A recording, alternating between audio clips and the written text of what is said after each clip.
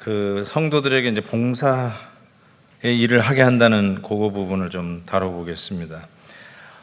봉사하면 우리가 제일 쉽게 떠오르는 이미지는 마치 이렇게 교회에서 이렇게 빗자루 들고 바닥을 쓴다든지 청소하는 그런 모습이라고 생각하시는데, 물론 그것도 봉사죠. 또 부엌에서 열심히 섬기시는 분들, 이번 이런 로드맵 강의를 위해서 섬겨주시는 많은 분들 다 봉사입니다. 맞습니다. 근데 그 봉사가 그런 어떤 육체적인 노동하는 봉사라기보다는 그리스도의 몸을 세운다, 교회를 이렇게 build up, 세운다라고 하는 의미에서 좀 더 성경적으로 접근할 필요가 있다고 생각합니다. 고린도전서 15장 58절, 사랑하는 형제들아 견실하며 흔들리지 말고 항상 주의 일에 더욱 힘쓰는 자들이 되라. 이는 너희 수고가 주 안에서 헛되지 않은 줄 압니다. 베드로전서 2장, 너희도 산돌 같은 신령한 집으로 세워지고 예수 그리스도로 말미암아 하나님이 기쁘게 받으실 신령한 제사를 드릴 거룩한 제사장이 될지니라. 그러나 너희는 택하신 족속이요 왕 같은 제사장들이요 거룩한 나라요 그의 소유된 백성이니 이는 너희를 어두운 데서 불러내어 그의 기이한 빛에 들어가게 하시니에 아름다운 덕을 선포하게 하려 하심이라. 그러니까 교회를 빌딩업 한다는 좀 더 포괄적인 의미의 봉사를 늘 내포하고 있다는 사실입니다. 베드로전서, 각각 은사를 받은 대로 하나님의 여러 가지 은혜를 맡은 선한 청지기같이 서로 봉사하라. 여기서 봉사라는 말이 등장하죠. 그 봉사가 뭔가, 누가 만일 누가 말하려면 하나님의 말씀을 하는 것 같이 하고, 이 번역이 약간 좀 그런데 뭐뭐 하는 척하고가 아니라 진짜로 하나님의 말씀을 전하는 그런 사람이 되라는 거고, 누가 봉사하려면 하나님의 공급하시는 힘으로 하는 척하라가 아니라 정말로 그렇게 하라는 것이죠. 여기서도 말씀과 봉사가 동격입니다. 그렇죠? 같은 레벨로 얘기를 하고 있어요. 그러니까 말씀 전하는, 우리도 봉사를 하는 거죠. 우리 목회자들도 무슨 봉사를 하냐? 우리는 말씀을 전하는 봉사를 하는 것인데, 그 모든 것이 다 그리스도의 몸을 세우려 하는 것이죠. 데살로니가 후서 3장, 우리가 들은즉 너희 가운데 게으르게 행하여 도무지 일하지 아니하고 일을 만들기만 하는 자들이 있다, 이렇게 얘기했어요. 교회에서 일을 만드는 자들이 있다. 이거는 이렇게 뭐 여러 가지 이제 은사 활용을 하기 위해서 없던 사역들을 이렇게 많이 만들었다, 그 뜻은 아니죠. 불필요한 일에 이렇게 들어가는 자들이 있다는 거죠. 그래서 교회를 빌드업 하는데 필요한 일이 있고 필요하지 않은 일이 있죠. 없으면 더 좋은 일이 있다는 것을 우리가 생각해 볼 수 있습니다. 존 스타트 목사님께서 이 부분을 이렇게 주석을 했습니다.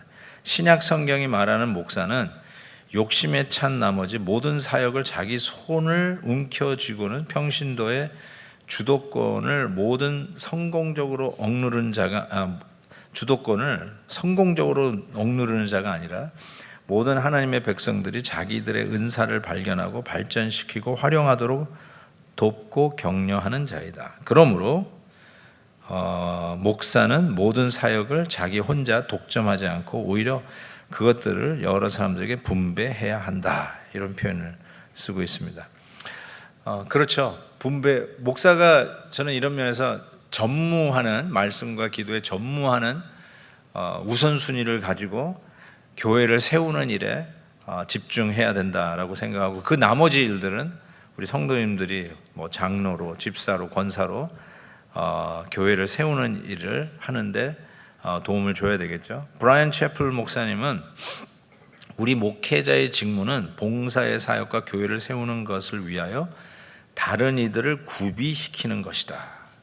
여기에 메시지가 있다. 만일에 당신이 그 모든 것을 하려고 한다면 당신은 죽을 것이고 사역 역시 죽게 될 것이다, 이렇게 얘기하고 있죠. 우리가 뭘 해야 되는지, 뭐에 우선순위를 둬야 될지 분명히 지금 말씀하고 있습니다. 리엄 모리스는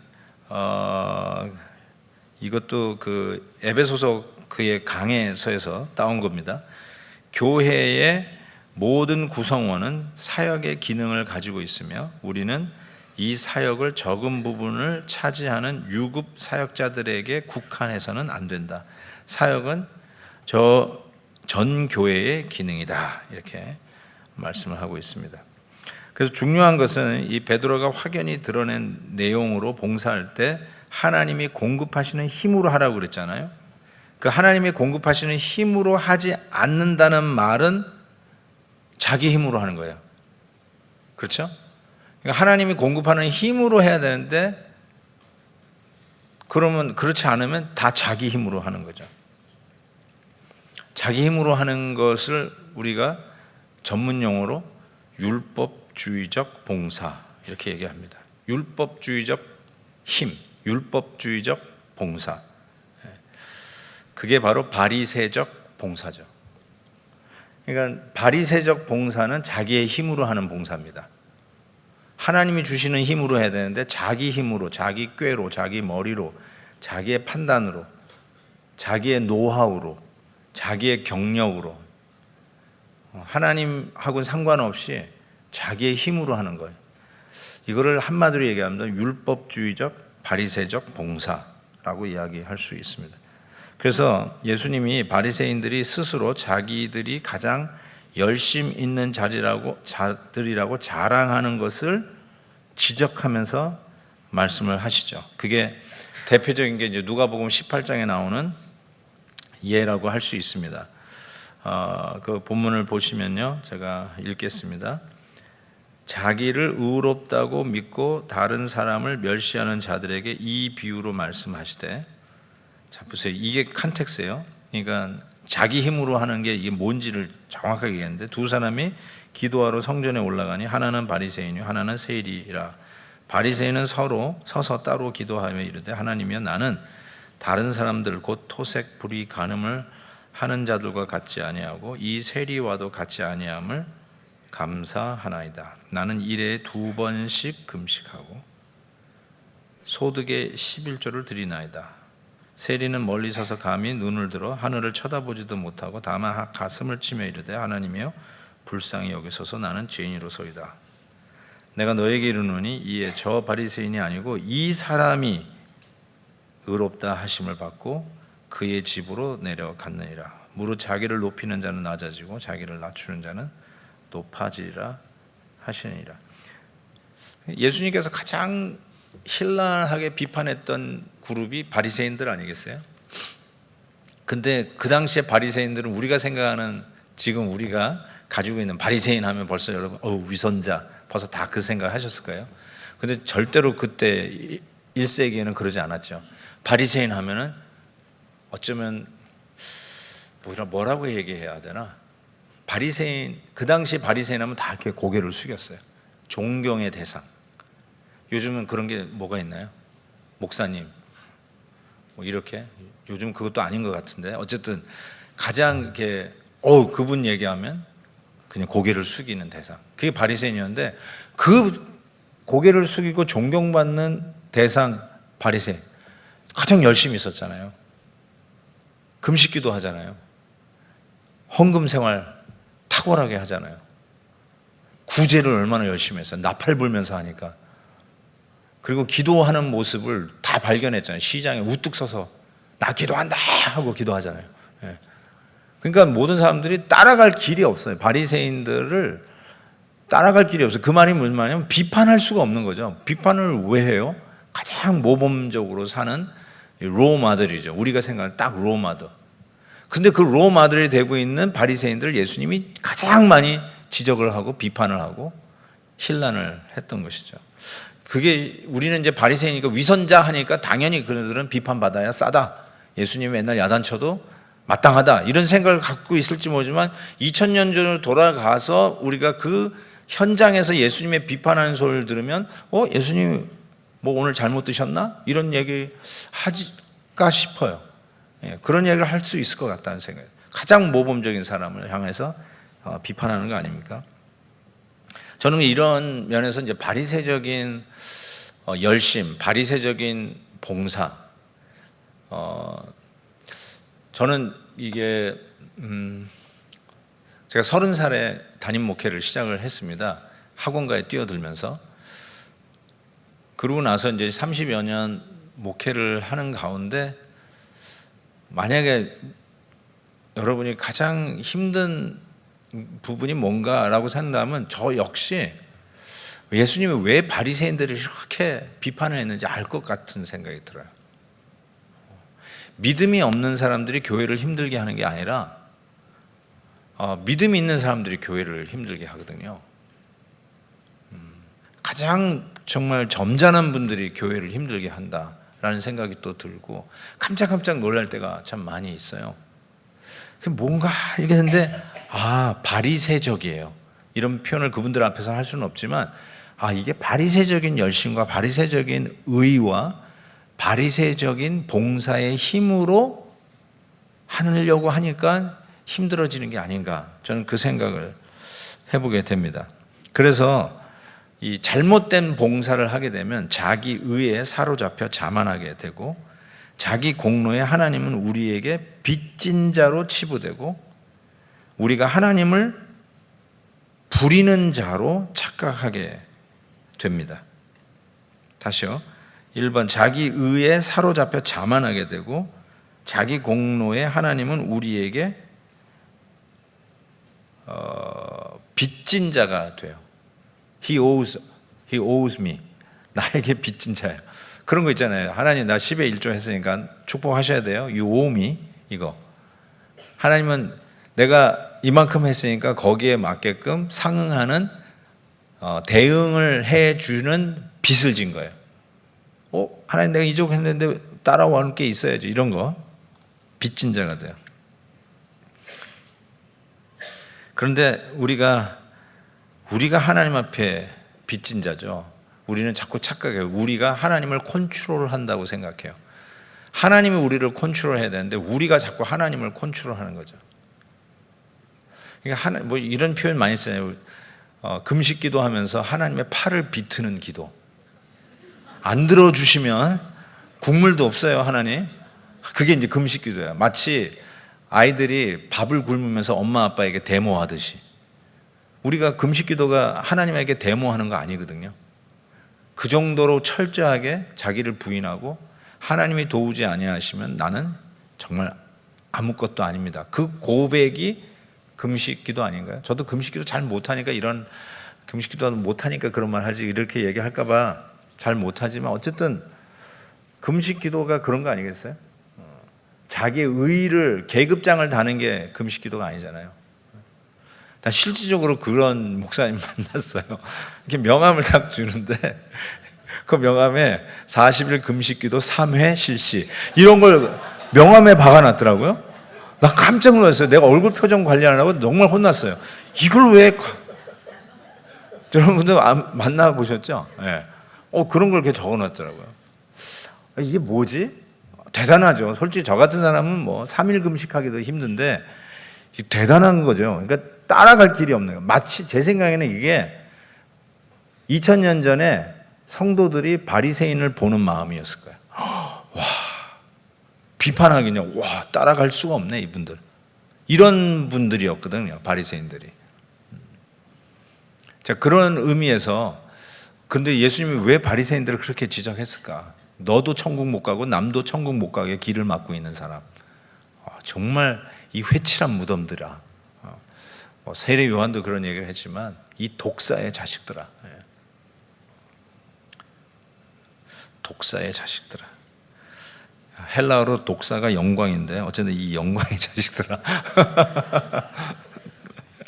우리 아들 이름이 영광이거든요. 야, 너 헬라어로 너 영광이 뭔지 아냐 모르는데 독사야, 독사. 이 독사야. Anyway, 지나가다가 갑자기 생각이 나네요. 자, 결과적으로 그러면 뭘까요? 다른 사람과 비교하여서 우월감을 갖게 되는 부작용을 낳아요.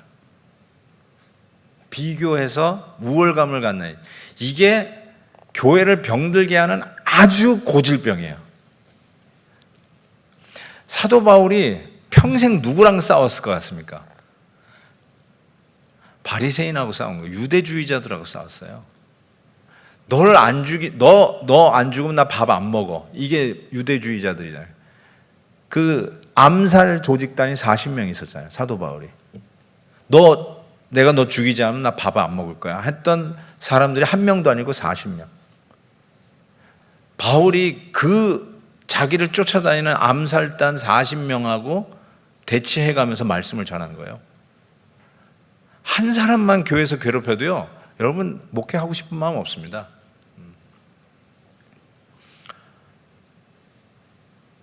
제가 아마 이름을 얘기하면 여러분도 다 아는 목사님인데, 어쨌든 그 목사님이 그 얘기를 하더라고요. 주일날 주차장에서 한 사람이 맨날 자기 아예 돌았다, 나 그래 미쳤다 그러면서 피켓팅 데모를 하는 성도가 있대. 안수 집사가. 교회는 몇천 명 모이는 교회거든요. 그런데 그 한 사람이 그냥 나 미쳤다 그래가지고 주차장에서 그냥 피켓팅 들면서 데모를 하는데 못 살겠더래요. 목회할 맛이 그냥 뚝 떨어져. 근데 성도들은 이러잖아요. 목사님 저 한 사람뿐이에요. 9,999명은 목사님 편입니다. 예를 들어서. 그런데 그게 하나도 위로가 안 돼. 목사님 90% 이상의 목사님에서 후원합니다. 신경 쓰지 마세요. 근데 여러분 그게 신경 안 쓰여요? 그래 10%가 뭐라고 해도 나는 신경 안 쓰이고 90%만 믿고. 그런 목사가 어디 있어요? 한 사람이 이렇게 가시 노릇해도요, 살 맛이 떨어지고 음식 맛이 안 생기잖아요. 몰라, 여러분 그래도 잘 밥은 먹는다 할지 모르지만 저는 입맛이 뚝뚝 떨어지고요, 진짜 목회할 맛이 안 나더라고요. 그 맛으로 목회하는 건 아니지만 인간적인 면에서 격려해줘도 힘들잖아요. 목회가 옆에서 이렇게 빵빵 밀어주겠다고 하는 분이 붙어 있어도 이게 쉽지 않잖아요. 인간적으로 얘기해서 그 degree of difficulty, 난해도를 생각한다면 목회만큼 힘든 게 어디 있습니까? 물론 다른 성도님들은 우리가 더 힘들다 뭐 이렇게 얘기할 수도 있겠지만, 와 진짜 힘든 것 같아요. 아까도 얘기한 것처럼 100명이면 100명 다 만족해 할 수 있는 것이 목회가 아니잖아요. 99명이 만족해도 한 명이 그렇게 미친 짓 하면 입맛이 떨어지는 게 목회 아니겠습니까? 자, 그런 걸 보면 참 사도 바울이 암살단이 40명이 쫓아다녔는데 야, 이런 사역을 했다는 게 저는 믿겨지지가 않습니다. 그래서 교회를 가장 힘들게 하고 병들게 하고, 아니 교회라고 하는 표현보다는 이 교회를 건강하게 세우기 위해서 하나님이 기름 부은 방법으로 너는 이 교회의 목사와 교사로 내가 파송한다. 이 교회를 말씀에 맡긴다. 네가 그 말씀을 잘 전해라 하고 맡긴 목회자를 그냥 힘들게 하고 막 끌어내리고 막 넘어뜨리려고 애를 쓰는 것 같은, 정말 지치게 만드는 그런 유형의 사람들이 있을 때 그 사람들이 누구냐 이거예요. 누구냐. 저는 바리새인 같은 바로 이런 분, 다른 사람들 볼 때는 깜짝 놀랄 거예요. 저렇게 열심인 분이요? 교회를 위해서 저렇게 헌신적으로 섬기시는 분이 그렇게 힘들게 한다고요? 이 얘기를 어떻게 변명을 어떻게 하면, 어떻게 그 얘기를 목사가 하겠어요? 다 가슴에 그냥 담아놓고 말죠. 근데 저는 바리새적인 열심으로 봉사하는 사람들이 교회에서 가장 문제가 되는 사람이다라고 생각을 합니다. 봉사가 사람에게 보이기 위한 쇼는 아니죠. 만약에 그런 거라면 봉사는 남과 비교해서 자기의 잘남을 드러내는 방법으로 둔갑이 될 것입니다. 11절에 보면 이런 표현이 있잖아요. 바리새인이 서서 따로 기도하여 이르되 하나님이여 나는 다른 사람들 비교하기 시작하잖아요. 토색, 불의, 간음하는 자들과 같이 아니하고, 그 다음에 하나님께서, 예수님께서 이자가 너보다 이 세리가 의롭다고 한 이 세리와도 같지 아니함을 감사하나이다. 나는 일에 2번씩 금식하고 소득의 11조를 드리나이다. 와, 이런 사람들이 얼마나 교회에 많은지 모르겠어요. 어쩌면 목회도 사도 바울이 이런 바리새인과의 싸움이었듯이 목회도 어쩌면 그냥 새로운 사람 전도해가지고 막 새신자들 들어오는데 정신이 없잖아요. 새신자들 관리하기도 바쁘죠. 뭐 VIP들 초청해가지고 우리 교회도 이제 새생명 축제라고 해서 1년에 한 번씩 하는데, 야 정말 그 새롭게 밀려오는 성도님들 돌보기도 정신이 없는데, 결국 목회의 싸움은 이 교회 안에 이미 자리 틀고 있는 바리새인과의 싸움이 아닌가, 이런 생각을 하면 정말 힘들다는 것이죠.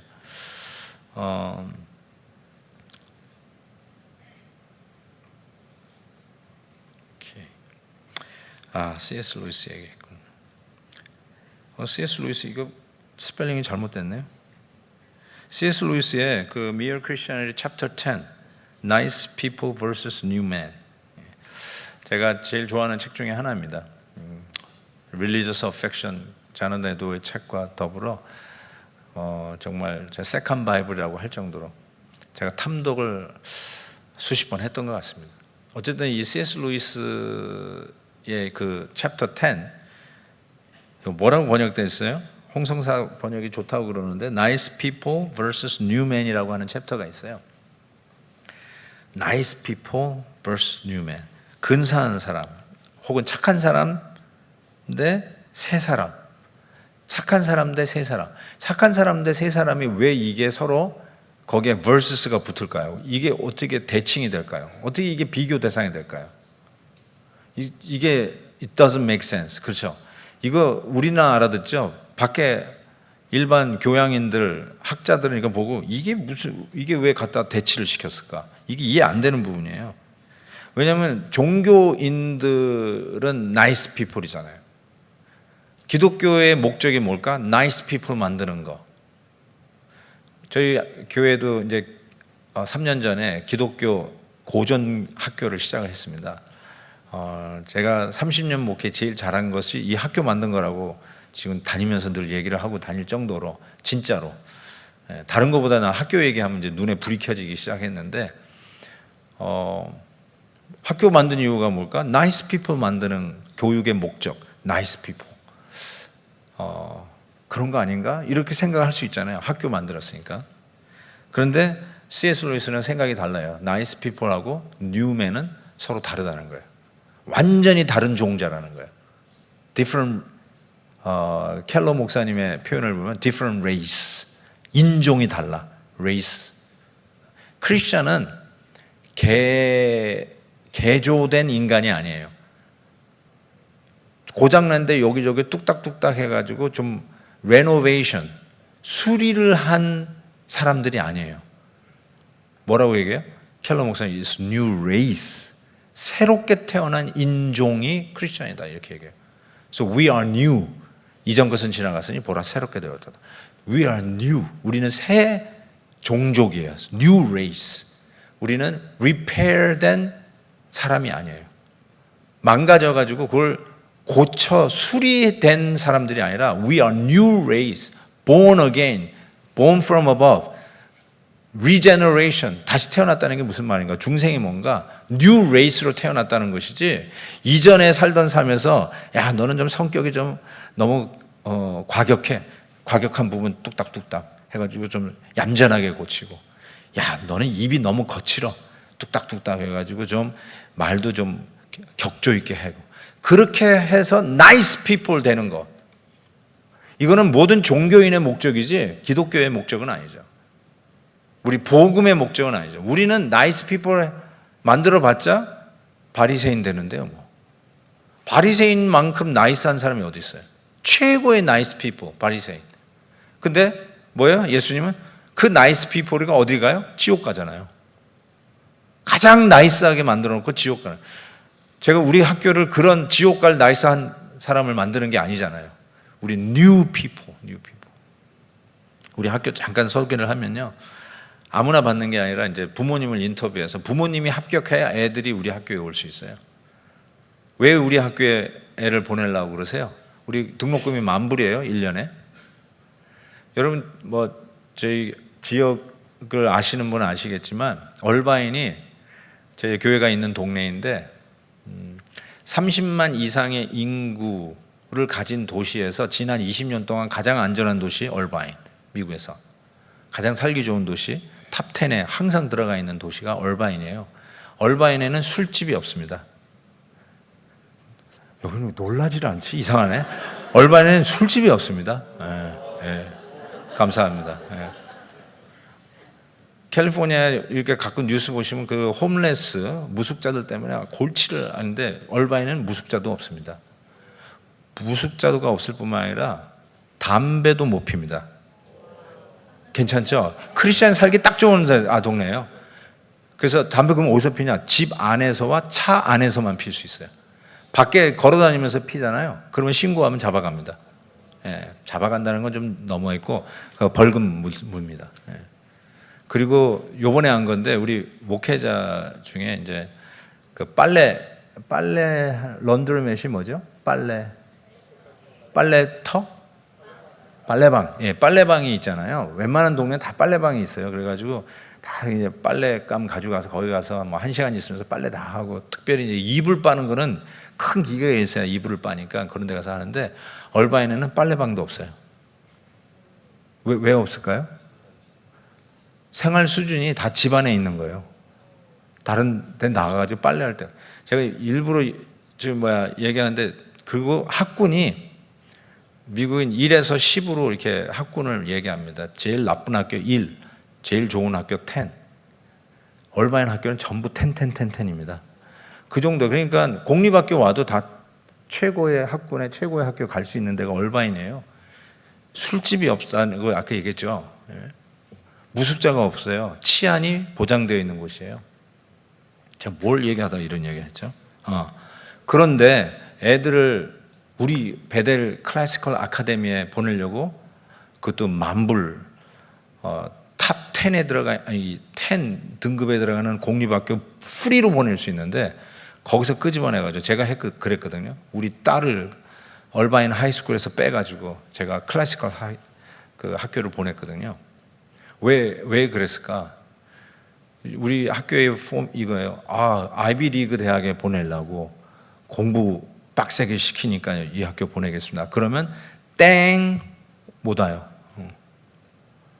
이 학교는 공부를 빡세게 시킬 뿐만 아니라 숙제를 아주 잘 줘가지고 애들이 집에 와도 노는 거 없이 그냥 공부만 한다고. 땡! 절대로 못 들어와요. 예. 돈을 줘도 안 돼요. 예. 근데 우리는 뭐냐면은, 우리 애들이 예수님 닮은 애가 되고 싶습니다.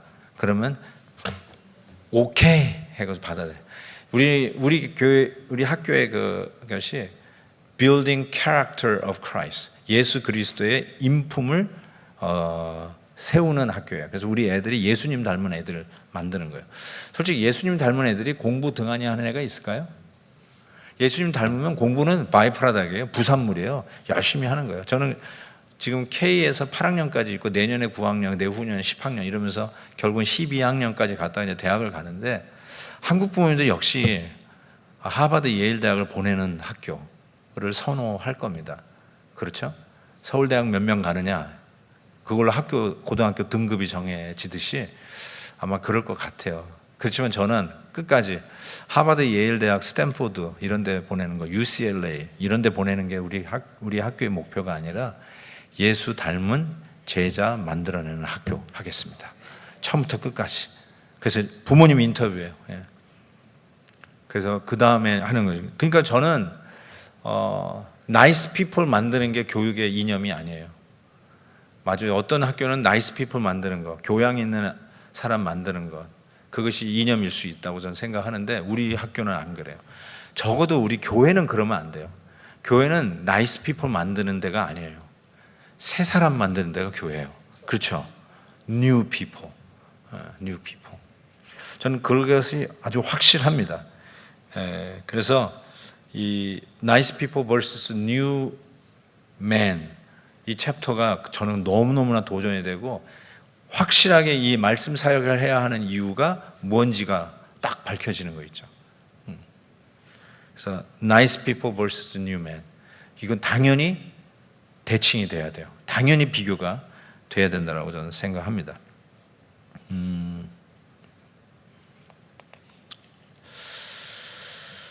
오케이. 자, 그러기 때문에 이 바리새적인 벽을 뚫어버리고 그 바리새적인 벽을 허무는 사역이 말씀 사역이에요. 결국은 그래요. 만만치는 않지만 솔직히 우리의 뭐 언변으로 사람이 바뀌겠습니까?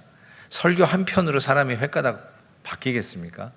그러면 뭐 목회 안 할 사람 없게요?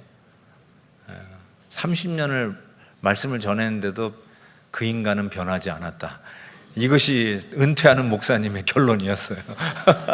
이야, 진짜 안 변해, 안 변해. 그런데 실은 사람이 안 변하는데 왜 우리 목회를 합니까? 우리는 믿어요. 사람은 변한다. 뉴맨이 되는 거예요. 뉴맨, 뉴 레이스가 막 태어나는 거예요. 이전 것은 지나갔으니 진짜 보라, behold, 새 것이 되었도다. 이거에 대한 간증이 있잖아요. 실은 변하는 사람들이 우리 목회 현장에 있잖아요. 참 그런 의미에서 어떻게 해야 되는가, 이 바리새적인 벽을 뚫는 것 역시 저는 말씀 사역이다라고 생각해요. 어떤 인격적인 것, 어떤 강압적인 것, 뭐 물리적인 것, 이런 것으로 사람을 바꾸는 게 아니라 결국 복음이 사람을 바뀐다. How do I know that? 복음이 나를 바꿨으니까. 그렇죠? 우리 목회자들은 그거 알잖아요. 복음이 나를 변화시켰으니까 똑같은 방법으로 이 복음이 내가 목회하는 우리 성도들을 바꿀 것이다. 그걸 믿는 거죠. 그걸 믿고 가는 거죠. 안 변하는 사람이 있어요. 맞아요. 아직 복음이 침투하지 않은 거죠. 복음이 그들의 아성을 허물지 못한 거죠. 허물지 아직 때가 아닌 거죠. 아직도 자기네들은 잘하고 있다고 생각하는데 하도 세상에 주입하는 종교인, 신앙인이 종교인으로 둔갑되어 있는 그 이미지에서 벗어나질 못하는 거죠. 믿음이 좋다는 게 뭐냐? 이 이미지가 그냥 일반 종교인들이 갖고 있는, 불교에 가서도 신심이 좋은 게 뭐냐, 카톨릭에 가서도 신심이 좋은 게 뭐냐, 심지어는 이단한테 가서도 믿음이 좋다는 게 뭐냐 하는 말이 우리 교회에서 믿음이 좋다는 말과 동의어로 쓰여지고 있는 게 문제라는 거죠. 그게 문제라는 거예요. 그러니까 우리는 나이스 피플을 너무 양상을 하는 것 같아요. 대량 생산을 안 할지언지 몰라도 자꾸 이게 뭘 하는 거 보면 나이스 피플을 양상하는 게 교회 같고, 우리의 그런 신앙교육의 목적이 나이스 피플에 자꾸 가 있는 게 아닌가. C.S. 루이스 얼마나 통찰력이 있습니까? 이런 거를 벌써 대조해가지고 우리는 뉴맨에 대한 관심이죠. 새 사람에 대한 관심이지, 사람을 우린 개량하는 걸 안 믿잖아요. 우리가 개혁을 reformation이라고 하지만 실은 we don't get reformed. We only get transformed. 그렇죠? We don't get reformed. We get transformed. 그러니까 새 사람이 된다는 건 transformation이지 reform이 아니거든요. reform. 이렇게 진흙을 이렇게 다시 reform, 같은 재료 가지고 이렇게 모양을 좀 바꾸는 그런 reform이 아니라 transform이라니까. transform. 완전히 그냥 재질이 바뀌는 거거든요. 진흙, 여태 쓰던 진흙이 아니라 다른 재료로 만든다니까요. 저는 그런 어떤 복음의 혁명적인 변화를 체험한 자로서, 제가 이전 것이 아니라 보라 새 것이 되었던 사람 아니에요. 그러니까 목회자로 헌신을 했고, 내가 주의 종이 되겠습니다라고 헌신을 하고, 이 길 외에는 하나님을 섬기는 다른 더 좋은 방법이 없지 않나. 그게 제가 어렸을 때 생각했던 거거든요. I become new. 여러분, 간증한 자들, 이 변화된 분들의 모든 거 보면 그 은혜 받을 때 세상이 바뀌잖아요. 와, 세상이 달라졌다고 그러잖아요. 저도 그걸 똑같이, 어떻게 이게 변하는 방법이나 하나님의 임재하는 방법은 각자마다, 여러분 하나님은 인격적이기 때문에 다르게 찾아오지만 반응들 보면은 굉장히 공통점들이 많더라고요. 세상이 바뀌어요. 내가 변했는데 세상이 변해. 그렇잖아요. 세상이 완전히 브랜뉴로 변하는 것, 이런 것들을 이렇게 보면서 저도 그랬거든요. 세상이 너무 변했고, 제 동생들이 있거든요. 여동생, 남동생인데, 제가 그 중학교 때 은혜를 받고 이제 목사 되기로 결심했는데, 이제 수양에 갔다 와서 이제 집에 들어왔는데 반말을 해도 은혜가 깎일 것 같아요. 너무나 좋아가지고 뭐 이게 이 은혜를 막 순수하게 지키고 싶어요. 그래가지고 우리 동생들에게 존댓말을 하기 시작했어요. 그랬더니 지금도 기억나요. 우리 여동생이 엄마, 오빠가 이상해 막 이러. 그게 지금도 기억나요. 진짜 그랬어요. Everything is new. 그게 그런 거 아니에요? 그러니까 결국은 저는 그 승부를 걸고 싶은 거예요. 제가 목회를 뛰어들면서 내가 변했던 그 경험을 성도들이 하고 했으면 좋겠다는 자꾸 이런 욕망이 생기는 거예요. 그렇다고 해서 매주 수양관에 데려갈 수는 없잖아요. 내가 수양회에서 기도원에서 은혜를 받았거든요. 다 기도원에 가가지고 그 은혜를 받게 하니까 결국은 싫든 좋든 주일 예배는 와야 되잖아요. 주일 예배 때 승부를 걸고 싶은 거예요. 주일 예배 때 변하고, 주일 예배 때 헌신하고, 주일 예배 때 내 목사 되겠다, 선교사 되겠다, 주일 예배 때 내 과거를 청산하고 다시 새 사람이 되겠다, 이런 결단들이 일어나는 예배를 사모하기 시작했어요. 쉽지가 않아요, 진짜. 계속 좀 기도 좀 하고 싶은데 목사님 2부 예배가 기다리고 있습니다. 3부 예배가 기다리고, 할 수 없이 끊어야 돼. 할 수 없이. 제가 그래서 여러 예배를 드리는 건 필요악이다, 내가 그렇게 얘기했어요. 필요악이다. 어쩔 수 없이 여러 예배를 드리지만 필요악이다. 저희 교회도 3부 예배 그리고 청년들 해서 4부 예배를 드리는데요, 청년들은 우리 청년 담당 목사님이 설교를 하지만 3부 설교로 올라갈 때 2부 설교한 거 다시 틀면 안 되나? 이런 생각이 요즘 들어요. 체력이 막 딸리기 시작하고. 옛날에 5부 예배를 드렸을 텐데요, 5번을 설교를 하는데 4번째, 5번째는 여기서 신문이 나기 시작하더라고요. 그래서 주일날 출타 중에 어떤 외부 강사님을 세워드렸어요. 그래가지고 부탁을 드려가지고 이제 끝나고 나서 이제 전화를 드렸죠. 수고하셨어요, 목사님. 어떠셨어요? 그랬더니 이러시더라고요. 4부 때부터는 신경질이 나서 설교를 하기가 싫더라고요. 제가 그 말을 정확하게 알아들었어요. 신경질이 난다. 여러분, 우리가 앵무새는 아니잖아요. 우리 앵무새 아니죠. 물론 똑같은 설교를 해야 되지만 앵무새는 아니거든.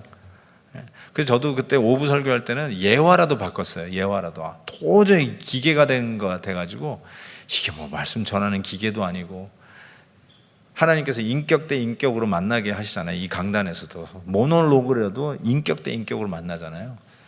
여기에 앉아있는 사람이 누구냐에 따라서 설교가 바뀌는 거 아시죠? 그게 다이나믹이 왔다 갔다 하는 거군요. 안 보이는 것 같지만 성령의 역사가 있는데 어떻게 안 바뀌겠습니까? 어쨌든 오늘 말씀 속에서도 이렇게 자꾸 깨닫게 되는 것이, 이 복음 아니고서는 사람이 안 바뀐다, 이런 생각을 좀 하게 되면서, 그러면 어떤 설교를 하느냐, 이제 다시 이제 여기에 집중을 하게 되는데, 복음을 전해야죠. 복음 전하는 거 외에는 뭐가 있나요? 뭐 아무리 화려한 강의를 하더라도, 멋진 강의를 하더라도 그게 뉴맨, 새 사람이 되는 건 아니잖아요. 복음이 새 사람 되고 내가 변했던 그거를 원하는 거 아니겠어요? 그러니까 제가 이게 크리스토 센트릭 설교에 꽂히기 시작한 거예요. 그리스도 중심적 설교를 해야 되겠다. 그래서 오늘 말씀 보시면 엠마오로 가는 두 제자를 제가 일부러 드렸는데, 예수님께서 크리스토 센트릭 성경 공부를 한 거예요. 엠마오로 가는 두 제자와 함께. 그래서 그때는 구약분이 없었으니까 구약에 나와 있는 말이 다 내 말인 거 아니냐는 거죠. 그리스도에 관한 얘기라는 걸 쭉 설명해 줬더니 그 결과가 이거였어요. 성경을 풀어주실 때 우리 속에서 마음이 뜨겁지 아니하더냐. 뜨겁지 아니하더냐. 저는 이게 꿈이거든요. 말씀을 전할 때마다 말씀을 받는 성도들의 마음이 뜨겁지 아니하더냐. 너무 뜨거워가지고 견딜 수 없는 마음. 강사는 이 말씀을 전하지 않기로 하면은 중심이 불붙는 것 같아서 견딜 수 없나이다. 복음 전하고 싶어서 어쩔 줄 몰라하고, 이 복음을 듣는, 성경 어디서든지 예수 그리스도를 발견하고 십자가의 복음이 듣는 성도들도 마음이 뜨거워서 견딜 수 없는, 거기에서 뉴맨이 태어나기 시작하는 거죠. 거듭나는 이런 하나님의 사람들이 막 태어나기 시작한다는 거죠. 그리고 숙제, 종교인으로 와 앉아있는 사람들이 깨지기 시작하는 거죠. 저는 그 1년에 한 번씩 뉴 라이프 페스티벌을 하는데요, 그 새생명 축제를 하는데, 제가 꼭 1년에 한 번씩, 저도 이 뭐 전통적으로 장로교에서 컸으니까 이게 알터 콜이 이렇게 익숙하지 않아요. 근데 저는 사역 지금 몇 년입니까? 그러니까 제가 학원 목회 때는 알터 콜은 안 했으니까 어쨌든 26, 27년 정도는 그거를 한 해도 거르지 않고 지금까지 해오고 있는데 1년에 한 번 이 소위 강대상 초청을 합니다. 얼터콜을 해요. 그렇다고 해서 강대상으로 오라는 건 아니고 처음에는 이제 오라고 했다가 이제는 그냥 자리에서 일어나는 정도, 손을 들고 결신하는 이 정도 이렇게 하게 되는데 그 1년에 한 번 하는데요. 사진을 다 찍어요. 이렇게 부탁을 해요. 방송팀에다가 사진 좀 꼭 좀 찍어달라고. 예를 들어서 세교가 100명이 왔다. 그날 초대받아서 100명이 왔다. 그럼 관심은 그 100명 중에 누가 예수 믿겠다고 손을 드냐. 이게 굉장히 관심 있는 거잖아요. 그래서 100명이 왔는데 손을 든 거 사진 찍어서 세보니까 한 300~400명이 들었어. Guess what? 누가 들어서 그 중에 수많은 장로님들과 권사님들이 손 들었어. 제가 그걸 보고 야 이제 더 이상 하면 안 되겠다가 아니라 이거 계속해야 되겠다 생각이 들었어요. 왜냐하면 뭐 요즘 우리 영어로도 coming out이라는 말 자주 쓰잖아요. 이 동성애자들이 I'm coming out. 근데 교회 소위 중직자들이, 미국의 이민자들이, 우리 이런 표현 쓰잖아요. 목사들도 비행기 타고 오다가 안수받은 사람이 있다고. 예? 틀림없이 집사였는데 LA 공항에 내리면서 목사가 된 사람. 그래서 비행기 안에서 안수받았다고 우리끼리 하는 말이 그런 거예요. 도대체 신학교 어디 나왔는지 궁금한 사람들도 생기고 그러는데, 실은 목사만 궁금한 게 아니라요, 장로라고 그러는데 그렇다고 해서 장로 그 받은 패나 서티피켓 가져오라고 하기도 참 애매모호해요. 그렇죠? 저는 뭐 장로입니다. 그런데 증이 있어요? 뭐 이렇게 얘기할 수도 없잖아요. 그래서 사진 좀 찍어가지고 오세요. 이렇게 얘기할 수도 없고. 어쨌든 그거는 받아야 됩니다. 받긴 받아야 돼. 왜냐하면 저도 너무 많이 경험해가지고, 한 장로님이 이제 피택 받은 분이 있었어요. 교인이 이제 장로 되는 거예요. 근데 목사님 개인적으로 좀 만나자고 그래요. 그래서 왜요? 그랬더니 목사님 실은 저 세례를 아직 안 받았어요. 그러더라고요. 네. 그럼 아니 어떻게 안수 집사가 됐어요? 그랬더니 아니 그냥 좀 다니니까 사람들이 다 자기 보고 집사라고 그러더래. 그래서 어떻게 집사라고 부를 때마다 저 집사 아니에요, 이 말 하기도 너무 입이 아프대. 그래서 그냥 집사라고 그랬더니 어느 날 갑자기 안수 집사로 이렇게 또 투표가 돼가지고 자기도 모르게 그냥 들이밀어가지고 안수 받았다는 거예요. 근데 장로로 또 피택이 되니까 이거는 말을 안 하면 하나님한테 벌 받을 것 같더래. 그래서 이걸 어떡하죠? 여러분 어떻게 해야 돼요, 이런 사람들? 그 나한테 이시주고 해가지고 한 달 후에는 장로가 돼야 되는데 이분이 세례를 안 받았기 때문에 여러분 투표했지만 무효입니다. 이걸 광고를 해야 될까요? 어떻게 해야 될까요? 제가 그래서 가족들 부르고 증인들이 있어야 되니까 우리 부목사님들 다 불러가지고 제 방에서 세례를 줬어요. 잘한 건가요? 네, 오케이. 그리고 나서 장로로 세웠던 기억이 있습니다. 그러니까 이런 게 이민교회 너무 많아요.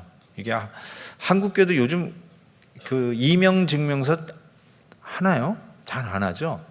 거의 안 할걸요? 이명 증명서 떼오라 그러면 어이씨 하고 딴 데 갈걸요? 네. 그러니까 교회 디스플레이는 이제 징계는 더 이상 할 수 없는 시대가 되어서 종교개혁가들이 지금 우리 교회를 보면 교회를 아니라고 그럴 거예요. 그렇죠? 말씀의 강론, 성례, 그리고 디스플레인, 이 세 개가 있어야 교회가 교회다 이렇게 얘기했잖아요. 그래서 뭐 징계가 없어졌잖아요. 디스플레인이 없어져 버린 이 시대, 교회가 아니라고 아마 이 종교개혁까지 벌떡벌떡 무덤에서 일어나지 않을까 싶어요. 어쨌든 그게 우리의 현실입니다. 이민교회가 더 심할 것 같아요. 그런 면에서는 참 이런 면에서 왜 손을 드는 이걸 왜 계속하냐면, 실은 새로운 사람도 예수 믿도록 하는 데 의도가 있지만 커밍아웃 하라고. 커밍아웃 하라고. 한 번도 진짜 세례 안 받고 지금 권사된 분도 있을 거예요. 틀림없어요. 장로도 있으니까. 그런 분들이 커밍아웃 하는 거예요. 그러니까 자기도 모르게 교회 문화에 젖어 있고 교회 생활에 젖어 있는 것이지 신앙이 좋아진 건 아니거든. 예수님을 인격적으로 만난 게 아니거든. 종교 생활하는 것이지 신앙 생활하는 게 아니는 사람들이 의외로 많은 거죠. 그러니까 어떻게 보면 바리새인들이 커지고 있는 거죠. 바리새인들이 커지는. 뭐 우리 시험 든다, 뭐 삐졌다, 뭐 이런 표현을 쓰지만 시험 든 게 뭘까요? 바리새인들이 시험 들죠. 진정한 복음으로 거듭난 사람은 시험, 누가 나를 무시한다고 시험 들지 않죠. 기분은 나쁘지만 시험은 안 들죠. 근데 바리새인들 시험 들어요. 반드시 시험 들어요. 그래서 문제아가 되는 거, 트러블 메이커가 되는 것이죠. 정확합니다. 저는 조나단 에드워즈 목사님이 저에게는 어떻게 보면 하나의 모델입니다.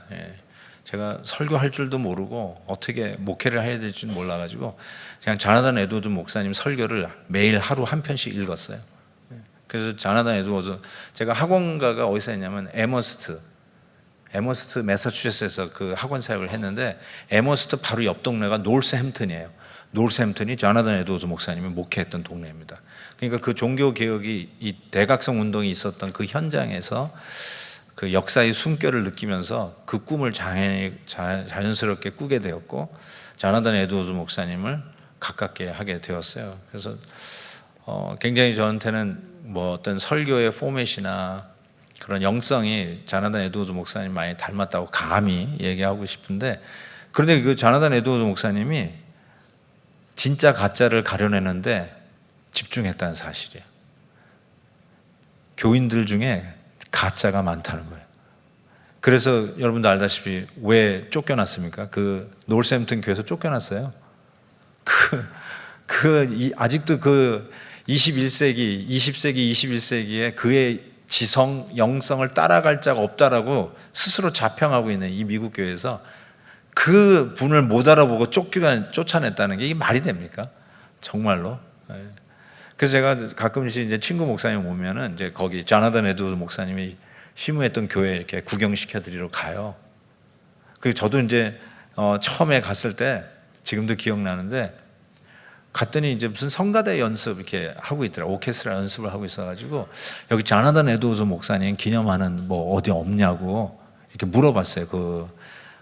그 지휘자한테. 그랬더니 이렇게 얘기하더라고요. Who is Jonathan Edwards? 누가 조나단 에드워즈 목사님이에요? 그러더라고. 오 마이 굿네. 그 교회 들어가는데 몇 년부터 몇 년까지 심호했다라고 이게 쇠판으로 이게 계단에 이렇게 박혀 있어요. 그런데 조나단 에드워즈 목사님 누구냐? 나같이 이런 코리안 패스터가 와가지고 그분의 어떤 걸 찾는데 아무도 몰라. 그래서 Do you know anybody? 몰라. 그래서 이렇게 하고 나가려고 그러는데 본당 이 사이드에 조나단 에드워즈 목사님의 그 동상이 있는 거야.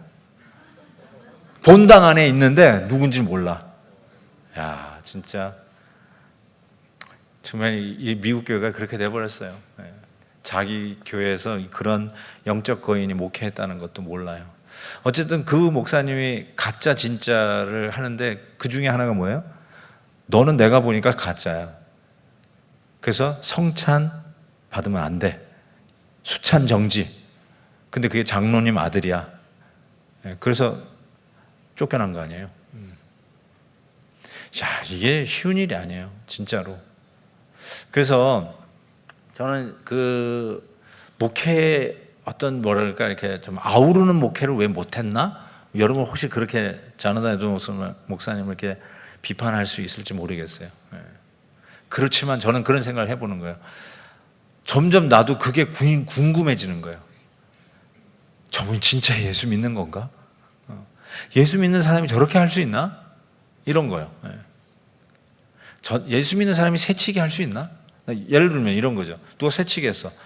예수 믿는 사람이 새치기 할 수 있나? 와, 오늘도 비행기에서 내리는데요. 저 앞에 있는 사람끼리 나가야 되잖아요. 이렇게 척척해서 순서대로.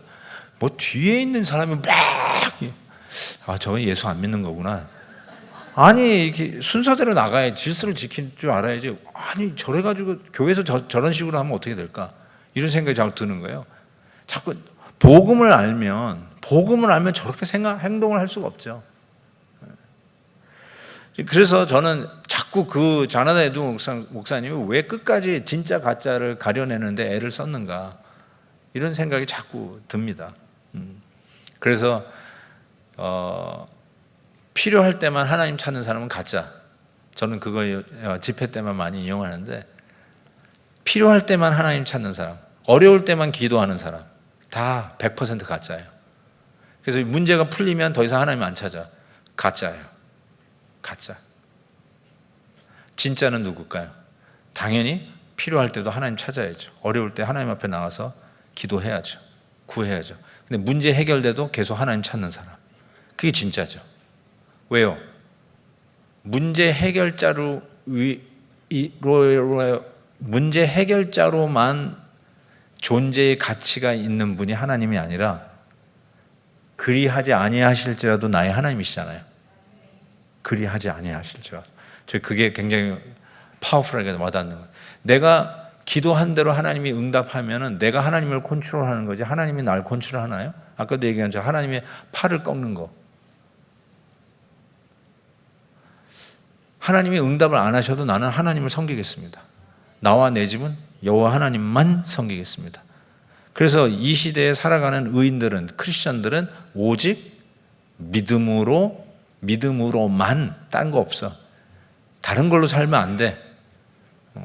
서로 친한 걸로, 친교로, 인맥으로, 네트워크로, 학벌로, 재물로, 우린 그런 걸로 사는 게 아니라 오직 믿음으로 말미암아 살리라. Only prescription to live. 뭐예요? 믿음으로, by faith. 믿음으로 살자. 그거 외에는 없다 이거죠. 그러니까 자꾸 믿음으로 산다는 게 뭘까? 봤는데 그리하지 아니하실지라도 나는 하나님을 사랑합니다. 하나님 좋은 거예요. 하나님이 나를 위해서 십자가 지셨는데 그걸로 하나님의 하나님 되심을 증명하는 것 외에는 다른 것이 없어요. 또 증명할 필요가 없어요. 내 굶는 배를 채워주는 것으로 하나님의 하나님됨을 증명할 이유가 없어요. 왜요? 당신의 아들을 주신 것으로 나를 구원하신 것으로 more than enough. 그걸로 하나님의 하나님 되심을 증명한 걸로 충분한 거예요. 십자가의 은혜로 충분한 거예요. 그리스도로 충분한 거예요. 그렇죠. 그것이 우리의 답이에요. 오늘도 그걸 전하는 거죠. 근데 예수님 믿는 거는 그거는 따나온 당상이고 천국 가는 티켓이니까 예수 믿어야 되고 실제로 데일리 라이프, 데이 투 데이 우리가 살아갈 때 우리가 필요한 것은 하나님 이 기업도 키워주셔야 되고 이 병도 고쳐주셔야 되고 이 난제도 해결해 주셔야 되고 전부 다 수많은 문제들이 있는데 하나님을 이용해서 이용가치 100% 왜요? 전능자 하나님이시니까 올마이리가 전능자, 못하실 것이 없는 분, 무에서 유를 창조하시는 분, 이런 이용 가치가 어디 있어요? 이용 가치가 있을 때만 하나님 앞에 찾아서 이거 해결해 주세요, 저거 해결해 주세요. 해결하고 나면 더 이상 하나님의 전능을 의지할 이유가 없어. 오히려 하나님의 전능을 의지하는 것이 유치한 거예요. 무책임한 것 같이 보여. 찌질하게 보이는 거예요. 어떤 의미에서는. 미국 한 대통령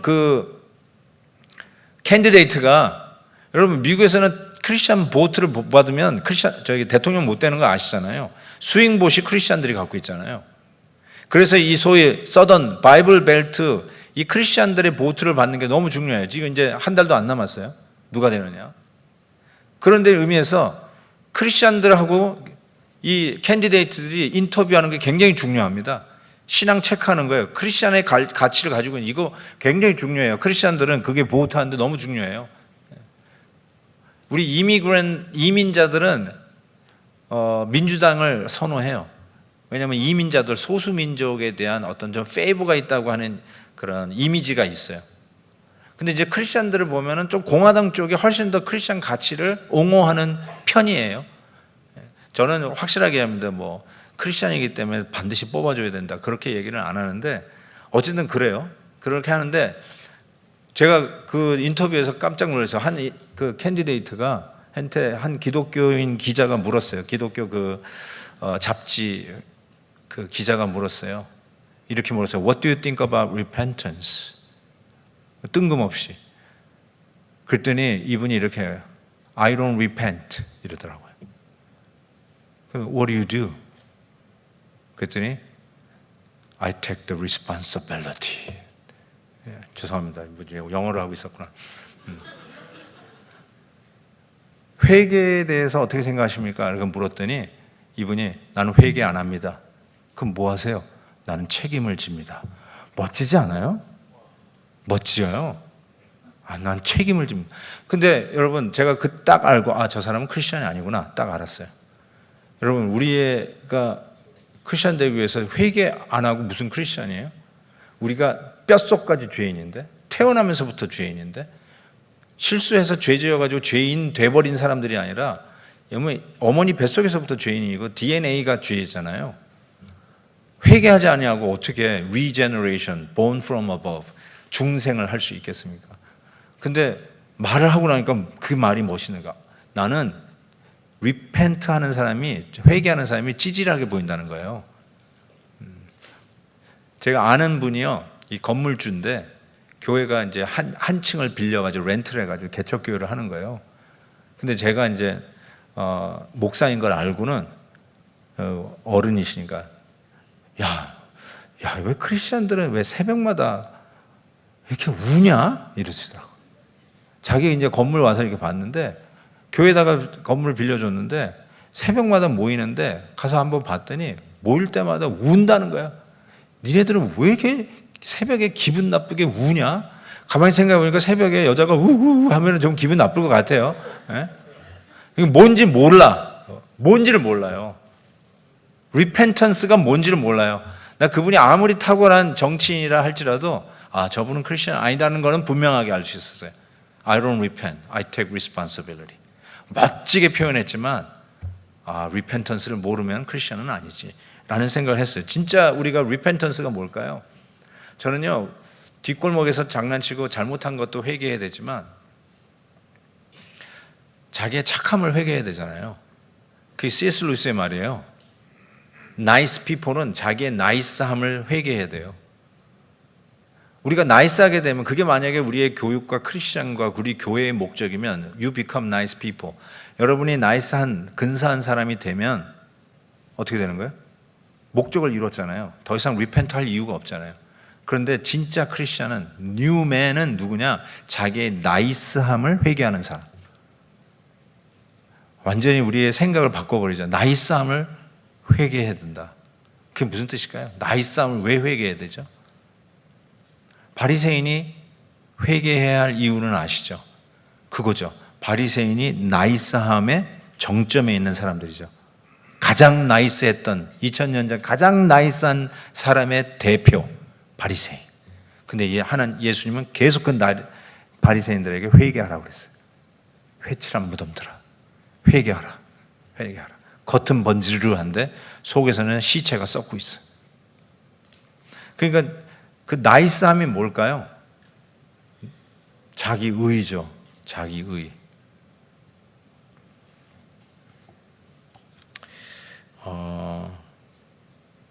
진짜 1강의만 하고 끝나면 큰일 나는데 2강, 3강이, 제가 3강의까지 하는 줄 알고요, 아웃라인을 3강까지 보낸 거예요. 그리스도의 몸을 세움으로 넘어갑시다.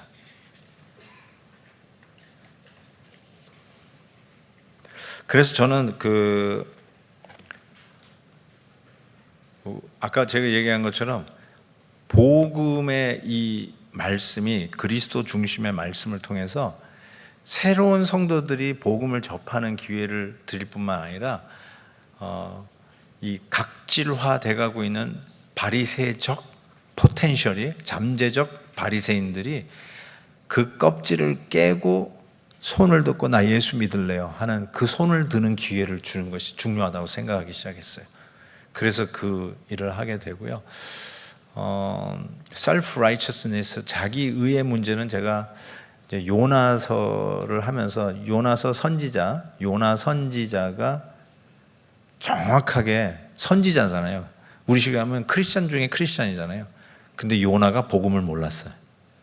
전혀 몰랐어요.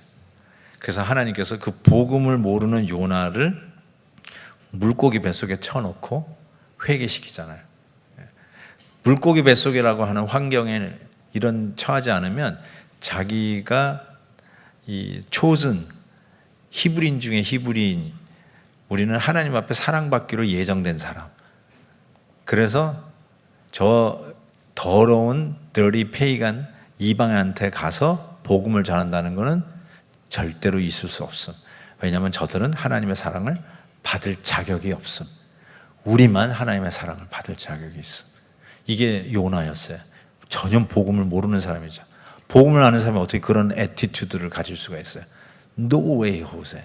절대로 그럴 수 없죠. 그러니까 하나님이 그 사람을, 이 선지자라고 하는 말씀의 종을 물고기 속에 쳐박아가지고 결국은 물고기 뱃속에서 회개하는 걸 제가 봤는데 8절인가요? 9절인가? 저 우상을 섬기는 저들도 하나님의 은혜를 받을 수 있음을 드디어 고백해요. 한국말 성경에는 그렇게 번역이 안 돼 있는데 영어로 돼 있어요. 영어로 그 잘못된 아이돌 우상을 섬기는데 grace that could be theirs. grace that could be theirs. 그러니까 이 은혜가 그들의 것이 될 수 있음을 드디어 고백을 해요. 나도 하나님의 은혜로 구원받았는데 저들도 하나님의 은혜로 구원받을 수 있음을 드디어 고백하게 된 것이죠. 좀 시간이 지났지만요. 그 2강에서 이거 어떡하지? 3강은요, 제 실제로 설교하는 노하우를 좀 여러분에게 나누고 싶어가지고 넣어놨던 건데요. 나중에 그 스몰 그룹에서 조금 나눌 수 있으면 좀 나누도록 하겠습니다. 끝나야 되는 시간이 된 것 같습니다. 30분까지 할 수 있어요? 40분까지 할 수 있어요? 오케이. alright. 그러면은 조금만 더 할게요. 2강에 가시면요, 유튜브에 있던 3가지 설교 중 어느 것에 먼저 클릭할까요? 이 부분이 있는데 한번 이게 설교 제목이라고 생각해 보십시다. 설교 제목이 이런 게 부르짖는 기도의 능력. 그 옆에 보니까 기도는 열심입니다. 3번째, 하나님을 움직이는 기도 비법. 여러분 어느 거에 클릭하고 싶으세요? 3번? 오케이. 3번으로 만약 클릭하고 싶은 분은 지금 트렌드를 따라가는 분들이에요. 예. 부르짖는 기도의 능력. 무슨 설교할지 알 것 같아요? 모를 것 같아요? 알 것 같아. 기도는 열심입니다. 무슨 내용일지 알 것 같아요? 모를 것 같아요? 알 것 같아요. 하나님을 움직이는 기도 비법. 이건 들어봐야 되겠어요. 그렇죠? 나중에 듣고 이럴 수는 있어도 듣고 싶어요. 무슨 비법이 있지? 내가 혹시 모르는 방법이 있나? 이거 듣고 싶어요. 제가 왜 이런 말씀을 하냐면, 제가 웨스트민스터 신학교 다닐 때 설교 강의를 제가 그분의 책도 많이 이용했는데 사무엘 로간 교수님의 설교 클래스를 들었어요.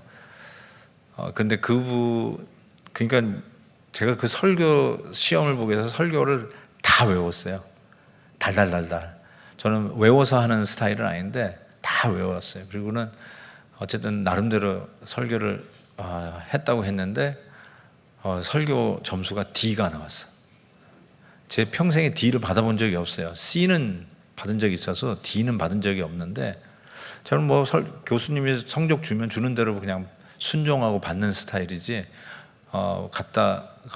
내가 왜 D냐 이런 거 묻지 않았는데 이거는 물어야 되겠더라고요. 왜냐하면 앞으로 내가 목회를 할 텐데 우리 성도들이 D짜리 설교를 들어야 된다는 게 이게 자존심이 용납이 안 되는 거야.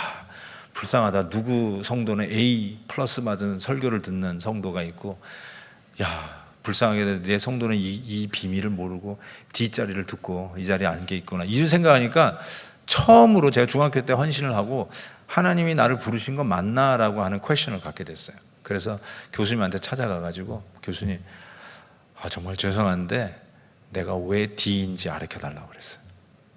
그랬더니 이 교수님이 그러면 되게 이러면 방으로 들어오라고 그래야 되잖아요. 근데 방으로 안 들어오고 나오시더라고. 그랬더니 사람들 막 지나가는 홀웨이에 의자에 딱 앉아가지고, 웨스트민스터 신학교 가신 분 있죠, 여기에. 그 메이첸 홀에 그분의 오피스가 있었는데 그 앞으로 딱 나오더니 사람들이 그 우편함이 그 앞에 있었어요. 우편함에 수시로 했는데 You know why you deserve D? 네가 왜 D 맞아야 되는지 아냐? 왜 소리도 크게 내는지 모르겠어요. 창피해가지고 막 사람 지나가는데 그러면서 이렇게 얘기했어요. 지금도 가슴이 아파요. 그 얘기 들은 게. Your sermon was predictable. Your sermon was predictable. Brian, do you know? Your sermon was predictable. 한국말로 번역하면 이 친구의 네 설교는 뻔한 설교였다. predictable. predict 할 수 있는 설교였대. 자, 제가 아까 왜 설교를 했냐면 부르짖는 기도의 능력, predictable, 뻔한 설교. 아, 어떤 설교 할 줄 알아. 기도는 열심이다. 아, 열심 내서 기도하라는 거구나. 아, 내가 새벽 기도 다음 주부터 특세를 시작한다고 하는데 나오라는 소리를 하려고 하는구나. 성도들이 얼마나 스마트한지 다 알아. 예. predictable, 뻔한 거예요, 뻔한 거. 그래서 뻔한 설교를 했기 때문에 D를 맞았대. 그래서 저는 그 다음부터는 절대로 뻔한 설교를 하면 안 돼. Is it predictable?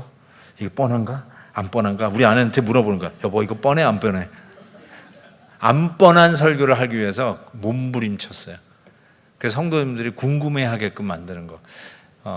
설교 제목도 궁금해하는 거. 이게 무슨 설교 해주시려고 그러지? 이런 거. 그래서 다 그렇게 성공적으로 설교 제목을 붙일 수는 없어요. 근데 최선을 다해서 성도들이 딱 설교 제목 보면 뭐지? 들어봐야 되겠는데 이런 궁금증을 갖게끔 predictable 하지 않도록. 그래가지고 그래도 따졌다고 선생님이 C로 올려주셨어요. 어쨌든 혹시 계속 김한희 목사 D 맞았대 자꾸 그러실까봐 C로 올려주세요. C입니다. C. 어쨌든 이런 면에서 오케이. 저 책이 어딨지? 여기 데이비드 고든, 여기 12페이지 보시면요. 데이비드 고든 목사님의 고든 코너의 교수님이세요. Why Johnny Can Preach 라는 제목인데 아마 왜 우리 목사님은 설교를 못할까? 아마 그런 식으로 제목이 다른 것 같아요. 만일 자기 교회의 설교자에게 이러한 자질이 없다면 청중은 그러한 자질을 갖춘 설교자를 찾아 쉽게 떠나고 자기 이웃에게 그러한 설교자를 만나지 못한다면 텔레비전이나 인터넷으로 향할 것이다. 아니면 아예 설교를 더는 듣지 않기로 결심할지도 모른다. 이와 같은 이유로 오늘날 설교는 기로에 서 있다. 정말 Why Johnny Can Preach? 왜 우리 목사님은 설교를 못할까? 성도들의 질문이에요. 왜 우리 목사님은 요즘 유튜브 시대가 됐잖아요. 거기도 코로나를 지난 유튜브 시대예요. 코로나 때 얼마나 많은 다른 설교자들의 설교를 우리 성도들이 들었을까? 정말로 이제는 Why Johnny Can Preach? Johnny는 가장 일반적인 이름이잖아요. 그러니까 Pastor Johnny가 많아요. Johnny 목사님이 많은데 Why Johnny Can Preach? 저는 이렇게 말씀드리고 싶어요. 이제 결론적으로 좀 나가야 될 것 같은데요. 아까도 말씀드린 것처럼 J.I. 패커는 이 강단을 대체할 것이 이 세상에는 없다. 그리고 우리가 이 강단을 통해서 하나님의 whole counsel of God, 하나님의 지혜를 성도들에게 전하는 방법은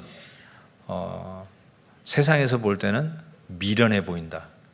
그럼에도 불구하고 다른 방법이 없다. 결국 이 강단을 통해서 하나님의 메시지가 전해져야 되고 이 복음이 전해져야 되고 성도들은 그 메시지를 통해서 new man, 새로운 종족으로 태어나게 되는데 이 방법은 동서고금을 막론하고 예수님 이후로 이것이 변한 적이 없는 것이죠. 이 방법으로 하나님은 계속해요. 다른 방법은 안 한다는 거예요. 하나님이 이 방법으로 하시는데 그런 의미에서 저는 여러분들에게 말씀드리고 싶은 거는 물론 설교자가 커뮤니케이터인 거 사실이에요. 소통자예요. 그래서 커뮤니케이션 스킬을 여러분이 익힐 수 있다면 배울 수 있다면 최선을 다해서 배우십시오. 저는 1년 동안 제가 그 미국 동부에서 목회할 때 오카는 목사님의 설교 그때는 카세트 테이프죠. 그거를 돈을 주고 오다를 했어요. 1년 프리스크립션 해가지고 서브스크립션 해가지고 이렇게 받았는데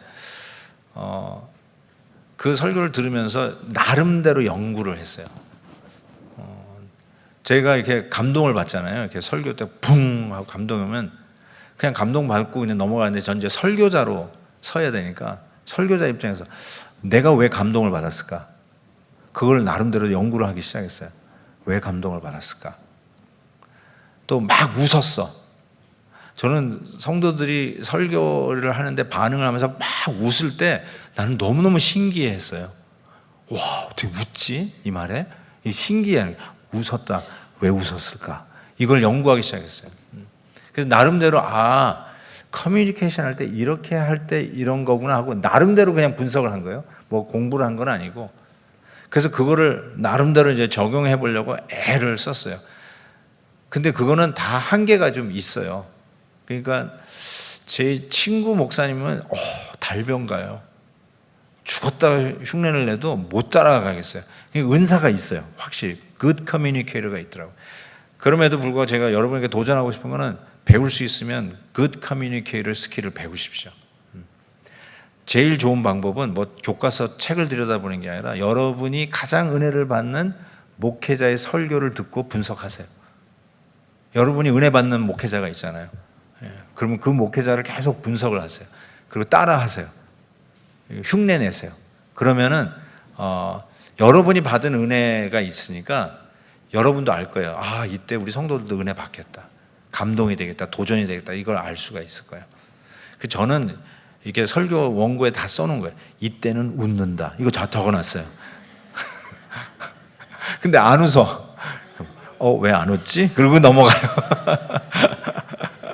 그러니까 분석이 잘못된 거예요. 헛다리 짚은 거예요. 근데 그거는 그 정도는 괜찮아요. 그건 상관없어요. 근데 결국은 미련해 보이는 설교, 약간 어눌하고 기승전결도 어색하고 커뮤니케이션도 좀 어색하고 웃기려고 했다가 썰렁해지고 이런 것들도 있지만 그 어리석은 커뮤니케이션 스킬을 가진 나 같은 사람을 통해서 성도들이 은혜를 받아. 목사님 설교 때문에 내 인생이 바뀌었어요. 전도사 때도 내가 그런 분을 만났어요. 제가 오늘 새벽기도 나와서 그때 내가 새벽기도 설교자였는데 전도사 때 끝나고 나왔는데 오늘 제가 마지막으로 예배드리고 죽으려고 그랬는데 오늘 전도사님 설교 듣고 살기로 결심했대. 마이 갓네스. 제가 그 인생을 바꾼 거예요. 오늘도 죽으려고 하는 사람이 이 자리에 있을 수 있겠다. 이게 강박관념? 어쩌면 이게 도전으로 다가오는 것이죠. 그런데 그런 일들이 하나님의 말씀을 전하면서 그런 성도들의 피드백이 들어오기 시작하고 내 인생이 바뀌었다고 하는 것을 보면서 야, 하나님은 역시 이 말씀을 통해서 사람을 변화시키는구나. 그리고 성격적으로 저도 MBTI I예요. I. 극심한 I. 근데 목사님들 대부분이 I예요. 아세요? 몇몇만 빼고 여러분이 생각하는 그 몇몇만 빼고 대부분 I예요. 이번에 목회 포럼이 있어가지고 했는데 18명의 목사님이 모였어요. 18명 중에 2명 빼고 다 I야. 다 인트로버트예요. 샤이, 극심한 샤이예요. 너무 부끄러워. 저도 지금도 세교인들 만나서 인사하는 게 제일 어색해요. 지금 아예 직업이니까 가서 제가 얼굴 표정 관리하고 상냥하게 얘기는 하지만 어색해요. 여전히 어색해. 근데 그래서 저는 항상 생각하기에 나는 리더가 아니라고 생각했어요. 나는 목회자 타입은 아니다고 생각했어요. 제가 생각하는 목회자는 카리스마가 있는 분이에요. 제가 아까 전에 동도교회 최훈 목사님이 제 멘토였잖아요. 와, 눈만 봐도 겁이 나가지고 내 죄를 들여다보는 것 같아. 그런 분. 그런데 제가 존경했던 오카노 목사님도 I예요. 자나단 에드워드 목사님이 I예요. 마틴 로이 존스 목사님이 I예요. D.L. 무디 그 유명한 부흥 강사 I입니다. 어떻게 아냐고요? 전부 우울증 걸린 사람들이에요. 다 우울증 걸렸어요. 그러니까 다 이거를 스트레스를 풀지를 못해. 다 그냥 한 사람이 성도가 괴롭히면 그걸 다 품어내느라고 끙끙거려. 한 사람이 뭐라고 하면 그냥 다 내 잘못이니 하고 끙끙거려. 그게 목회자. 근데 참 하나님이 이해하게 그걸 좀 툭툭 털어버리는 분도 있더라고요. 에이씨 하고 그냥 딱 해. 내 마음대로 해. 그냥 너 없으면 못하냐? 뭐 이러는데 나도 그러고 싶은데 안 돼. 나는 죽어도 안 돼. 내가 차라리 죽는 게 낫다. 저는 아마 힘들게 하면 사표 낼지도 몰라. 거기까지만 하나님 막아주시면 저는 끝까지 가는데 좀 힘들면 그냥 사표 그냥 얼굴에서 탁 던지고 나가면 제일 좋은데 그것도 할 용기도 없어요. 그런 사람이에요 제가. 근데 뒤돌아봤더니 하나님이 이 어리석게 보이는 그냥 최선을 다해서 이 강단을 지키려고 했던 나의 노력이 김한효라고 하는 한 사람의 리더십이 아니라 김한효라는 이 부족하고 인격도 안 되고 커뮤니케이션도 제대로 안 되고 한국말도 딸리고 영어도 딸리고 이런 사람을 자꾸 강단에 세우셔가지고 그 미련한 전도의 방법으로 설교하는 방법으로 천하보다 귀한 영혼들이 죽게 돌아오는 일들을 자꾸 하나님이 허락하신다니까요. 이게 뭐지? 했더니 하나님이 말씀하시길 그게 목회다 이러는 거예요. 그게 목회다. 그래서 제가 자신감을 얻기 시작했어요. 다른 자신감이 아니라 난 잘하는 게 있다 이런 자신감이 아니라 내 성격에 달려서 교회가 성장하고 뭐 줄어들고 그런 게 아니고 내 인간의 인격이나 나의 어떤 리더십, 세상에서 얘기하는 그 리더십의 퀄리티가 부족해서 목회가 안 되고 그런 퀄리티를 갖췄기 때문에 드디어 목회가 소망이 있고 이런 게 아니라 교회를 이끌어가는 게 뭐냐? 너같이 미련하고 무지몽매하고 어눌하고 인격적으로도 100%가 안 되는 미성숙한 너를 통해서 이 강단에서 전달되어지는 하나님의 말씀이 실은 교회를 여기까지 끌고 온 리더다. 말씀이 끌고 왔다는 거예요. 말씀이. 저는 1%의 레저베이션도 없이 여러분들에게 말씀드릴 수 있는 것은 하나님의 말씀이 저의 목회를 여기까지 끌고 온 리더예요. 저는 그냥 순종해서 그 말씀을 전달한 전달자예요. 맞아요. 저는 전달한 사람이에요. 딜리버러예요. 딜리버리만 했어요. 배달만 했어요. 그리고 배달된 그 말씀이 성도들의 마음속에 들어가서 그 사람들을 변화시키고 그 사람들을 끄집어내고 동기부여시켜가지고 팔과 다리를 움직이게 해서 교회가 교회되게 하고 교회가 봉사일을 해서 교회를 세우는 일을 하는데 그게 누가 한 거냐? 여러분의 인격이 오매불망 너무나도 정말 본받을 만해서 사람들이 모티베이션 받아 그렇게 된 게 아니라 우리를 통해서 전달되는 하나님의 메시지가 그들에게 동기부여를 주고 생명력을 주고 일으키고 다시 붙잡아서 하나님의 교회를 건강한 교회, 하나님이 기뻐하시는 교회로 만들어가는 바로 그 원동력이 되었다. 그래서 나는 왜 이렇게 성격이 이 모양일까? 나는 왜 자신감이 없을까? 나는 왜 누구처럼 이렇게 담대하게 사자 후에 메시지를 전하지 못할까? 나는 아마 목회자의 길이 아니라 그냥 평생 부목사 했으면 더 좋았을 뻔했다. 아니면 나는 내가 원래 하고 싶었던 대학 전공했던 그걸 했었어야 되는데 잘못 온 것이 아닌가. 애들 보고 힘들고 사모를 보니까 사모는 더 힘들어하고 나는 어울리지 않는 옷을 입고 있는 것이 아닌가. 이런 회의와 어떤 갈등이 있다면 제가 여러분들에게 도전하고 싶어요. 제가 가지고 있는 갈등이에요. 저는 목수로 이렇게 막 카펜터 같이 이렇게 뭐 만드는 거 있죠. 그런 걸 너무너무 좋아해. 난 그런 거 했으면 좋겠다. 그런 생각이 드는데 여러분 그런 사람도 하나님께서 이 강단에 세우셔서 미련한 방법으로 진짜 미련한 거예요. 나 같은 사람을 설교자로 쓰시는 거예요. 근데 하나님은 그 방법으로 당신의 교회를 세우세요. 힘내세요. 다시 일어나세요. 강단을 지키세요. 기도하겠습니다. 하나님 아버지 참 감사합니다. 부족한 사람을 이곳에 세우셔서 솔직하게 우리 동역자들과 나눴습니다. 하나님 진정 우리와 같은 연약한 자를 오늘도 이 강대상 뒤에 세우셔서 하나님의 말씀을 전달하는 대언자로 세우시는 하나님의 이 방법이 세상에서 혹이라도 조롱거리가 될까 심히 두렵습니다. 최선을 다해서 말씀의 강단을 지키는 저희들이 되게 해 주옵소서. 예수님의 이름으로 기도하옵나이다. 아멘.